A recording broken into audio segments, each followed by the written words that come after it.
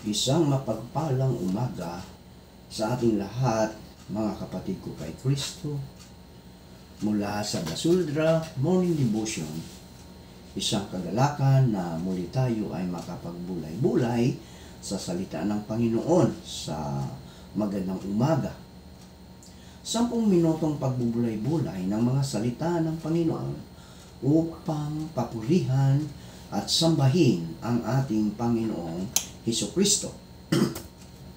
Ang ating pong pagbubulay-bulayan sa magandang umaga ng linggo ay matatagpuan sa Taga-Roma 10, talatang 9 hanggang 10. Ito po ang sinasabi: kung ipahahayag ng inyong labi na si Jesus ay Panginoon at buong puso kang sasampalataya na siya'y muling binuhay ng Diyos, maliligtas ka, sapagkat sumasampalataya ang tao sa pamagitan ng kanyang puso, at sa gayon ay pinapawalang sala ng Diyos. Nagpapahayag naman siya sa pamagitan ng kanyang labi, at sa gayon ay naliligtas. Ang pamagat ng ating pagbubulay-bulayan sa magandang umaga ng linggo ay hindi lahat ng tumatawag sa Panginoon ay maliligtas. Hindi lahat, no?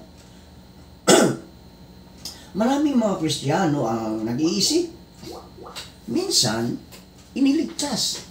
Kung gayon, tayo ay palaging ligtas, sapagkat sinasabi ng Biblia, sapagkat kung ipahahayag mo ng iyong bibig si Jesus na Panginoon at sasampalataya ka sa iyong puso na binuhay siyang muli ng Diyos sa mga patay, ay maliligtas ka. Sapagkat ang tao'y nanampalataya ng puso sa ikatutuwid at ginagawa sa pamagitan ng bibig ang pagpapahayag sa ikaliligtas. Ang Panginoong Hesus ay ipinako sa krus upang tayo ay matubos. Kaya hanggat tumatawag tayo sa pangalan ng Panginoong Hesus, nagkukumpisal ng ating mga kasalanan at nagsisisi sa Panginoon, kung gayon, ang ating mga kasalanan ay mapapatawad at tayo ay ililigtas sa kanyang biyaya. Minsang iniligtas, palaging ligtas, at pagkatapos tiyak na tayo ay dadalhin sa kaharian ng langit. Ang pananaw ba na ito ay tama? Tingnan natin kung ano ang sinasabi ng Panginoon. Tayo po ay manalangin.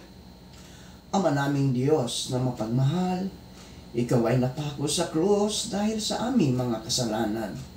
Salamat, Panginoon, sa walang katapusang pag-ibig na inialay mo sa amin.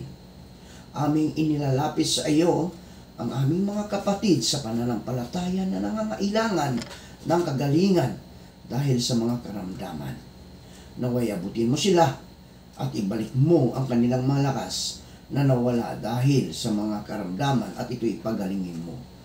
Aming nilalapit ang mga kapatid namin naghanap buhay sa lansangan, na sila ingatan mo, proteksyonan mo sa mga masasama sa kalsada. Amin ding inilalapit sa inyo ang aming mga kapatid na mangingisda, na sila ingatan mo sa laot ng karagatan, tulad ng pag-iingat mo sa mga apostol na naroon sa laot, nang ang malakas na hangin ay kanilang naranasan at ito'y iyong pinahinto.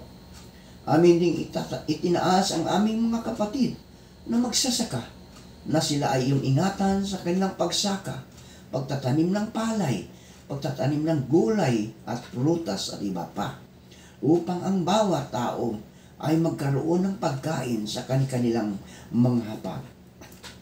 Amin ding inilalapit sa iyo, O Diyos, ang aming mga kapatid na naghahanap ng trabaho, lokal man o abroad. Naway makasumpong sila ng magandang trabaho sa tulong ng iyong banal na Espiritu upang sila ay magkaroon ng hanap buhay. Salamat, Panginoon, sa mga katugunan sa aming mga panalangin. Sa pangalan ni Jesus. Amen at amen.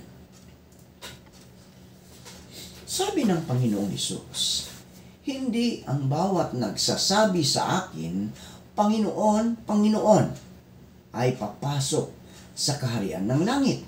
Kundi ano po ang makakapasok sa kaharian ng langit? Ang gumaganap ng kalooban ng aking Ama na nasa langit, ayon sa Mateo 7:21. Kung kayo'y magsisipanatili sa aking salita, kung magkagayoy, tunay nga kayong mga alagad ko, ayon sa Juan 8:31. Ang Panginoong Hesus na ang mga taong tumutupad lamang sa kalooban ng Diyos at nagsasagawa sa mga salita ng Diyos ay karapat-dapat pumasok sa kaharian ng langit. Hindi niya sinasabi na ang mga tao ay maliligtas sa pamagitan ng pagkakaroon ng pananampalataya o dahil lamang sa ang mga tao ay minsang iniligtas, kung gayon ay palagi silang ligtas. O ang mga tao ay kaagad na umakyat sa kaharian ng langit sa sandaling bumalik ang Panginoon. Bagamat naniniwala ako nang walang bahid ng pagdududa na tinubos tayo ng Panginoong Hesus. Madalas na hindi ko naisasagawa ang mga turo ng Panginoon sa aking buhay, na parang hindi tayo ang mga taong tumutupad sa kalooban ng Diyos. Paano kung gayon ako makakapasok sa kaharian ng langit? Kung gayon, hindi ang lahat na tumatawag sa Panginoon ay maliligtas. Ang ilang mga tao ay maaaring magtanong, dahil ang Panginoong Hesus ay naging handog para sa kasalanan, para sa ating kapakanan, at inako ng Diyos ang ating mga kasalanan. Ligtas na tayo sa pamagitan ng kanyang biyaya. Ang pagiging ligtas ba sa pamagitan ng kanyang biyaya ay hindi nangangahulugang ng walang hanggang kaligtasan?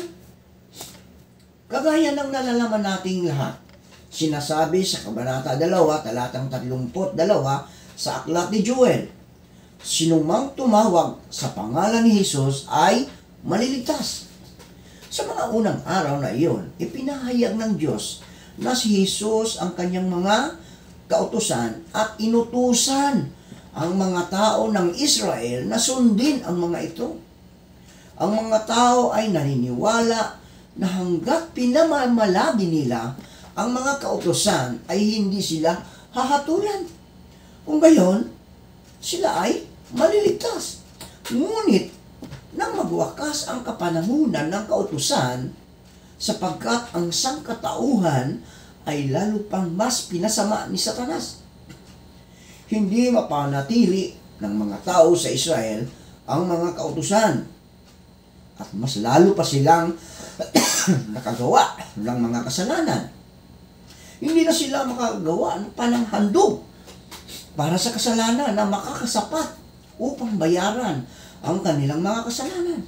At kaya sila ay naghaharap o nahaharap sa isang panganib ng pagiging hinahatulan at sinisintensyahan ng kamatayan ng mga kautosang iyon. Ang Diyos ay nahabag sa sangkatauhan. Gayunpaman, at upang ang sangkatauhan ay maligtas at makatakas sa paghatol ng kautusan, ang Diyos ay naging tao sa pangalang Hesus at ginagampanan ang gawain ng pagtubos.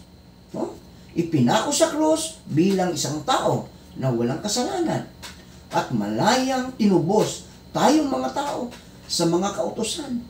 Mula sa sandaling iyon hanggang tinatanggap natin at tumatawag sa pangalan ng Panginoong Hesus, lalapit sa harap niya at ikukumpisal ang ating mga kasalanan. Kung gayon, ang ating mga kasalanan ay aakuin at hindi na tayo hahatulan o parurusahan ng mga kautosang iyon. Nakabit natin ang kaligtasan dahil tinubos tayo ng Panginoong Hesus. Sa tuwing ang Diyos ay gumagawa ng isang bagong yugto ng gawain, nakasasabay tayo sa bilis ng gawain ng Diyos. Namamalagi sa kinakailangan ng Diyos sa bagong kapanahunan, nagsasagawa alinsunod sa mga salita ng Diyos, at kung gayon ay maliligtas at hindi nahatulan ng Diyos. Sa katunayan, ang pagkakaligtas sa pamagitan ng biyaya ng Panginoong Hesus sa ating pananampalataya sa Kanya ay nangangahulugan lamang na ang ating mga kasalanan ay inako at hindi na tayo hahatulan o sesentensyahan ng kamatayan ng mga kautusan. Hindi ito nangangahulugan, gayunpaman, na sinusunod natin ang halandas ng Diyos at itinakwil na natin ang lahat ng kasalanan. Mas lalong hindi ito nangangahulugan na ang minsang pagkakaligtas kung gayon tayo ay palagi ng ligtas. Bagamat naniniwala tayo sa Panginoong Hesus at tayo ay Kanyang tinubos at inako ang ating mga kasalanan, may kakayahan pa rin tayong madalas na magkasala at lumaban sa Diyos. At tayo ay nabubuhay sa isang malupit na paulit-ulit na paggawa ng mga kasalanan sa araw at pagkatapos ay pagkukumpisal ng mga ito sa gabi. Hindi napapalaya ang ating mga sarili sa mga gapos at pamimilit ng kasalanan. Halimbawa, kapag nakasasagupa tayo ng isang usapin upang protektahan ang ating katauhan at katayuan, at upang tumaas ang tingin ng mga tao sa atin o tingalain tayo. Madalas tayong nagpapanggap, nagsasabi ng mga kasinungalingan at nakikibahagi sa pandaraya. Gusto nating magyabang sa paggawa ng mga bagay at nagpapakana rin tayo laban sa iba at nakikipaglaban sa kanila para sa mga posisyon. Kapag nakikita natin ang mga kapatid na nagiging negatibo at mahina at nawawala ang kanilang pananampalataya, maraming beses tayong nagpupunta upang tulungan at alalayan sila, ngunit nakikita nating wala itong bisa at kaya tayo mismo ay nawawala ng pagmamalasakit at tiyaga. At sinisimulan nating subukang iwasan ang ating mga kapatid at hindi natin magawang ibigin ang iba kagaya ng pag-ibig natin sa ating sarili. Lalo na kapag dumating ang mga pagsubok sa atin. Nagrereklamo tayo at sinisisi at hinahatulan ng Panginoon. Kung kaya nagsisimula tayong magtaglay ng mga saloobin at mga ideya tungkol sa pagtataksil sa Panginoon. Hindi natin talaga maisagawa ang mga salita ng Panginoon at wala tayong tunay na pananampalataya sa Panginoon at hindi tayo tunay na masunurin sa Kanya. Marami ding mga kapatid ang sumusunod sa mga kalakaran ng mundo na pinagnanasaan ang makasalanang mga kasiyahan at isinasabuhay ang mga buhay ng pagkain, pag-inom, at paglalaro, kagaya lamang ng ginagawa ng mga hindi mananampalataya. Sinabi ng Diyos, katotohanan, sinasabi ko sa inyo, ang bawat nagkakasala ay alipin sa kasalanan. At ang alipin ay hindi, nananahan sa bahay magpakailanman. Ang anak ang nananahan magpakailanman. Kayo nga'y magpakabanal, sapagkat ang Diyos ay banal. Manalangin tayo. Panginoong Hesus, aking inaamin na ako ay makasalanan na siyang nagpahiwalay sa akin mula sa Diyos. Bagamat aking sinubukan ang lahat upang ako ay makalapit sa iyo, subalit ang mga ito ay sapat, hindi sapat. Aking naunawaan na ang iyong kamatayan ay isang sakripisyo na naglinis sa aking mga kasalanan. Ako ay naniniwala na ikaw ay nabuhay mula sa mga patay pagkatapos mong ialay ang iyong sarili at ito ay sapat na sakripisyo. Ako po ay linisin mo sa aking mga kasalanan at mailapit sa Diyos upang tanggapin ang buhay na walang hanggan. Ako pa ay palayain mo mula sa aking mga kasalanan, sapagkat ayaw ko na pong maging alipin ito Salamat sa kaligtasan at simula ngayon ako po ay gabayan ninyo. Amen at amen.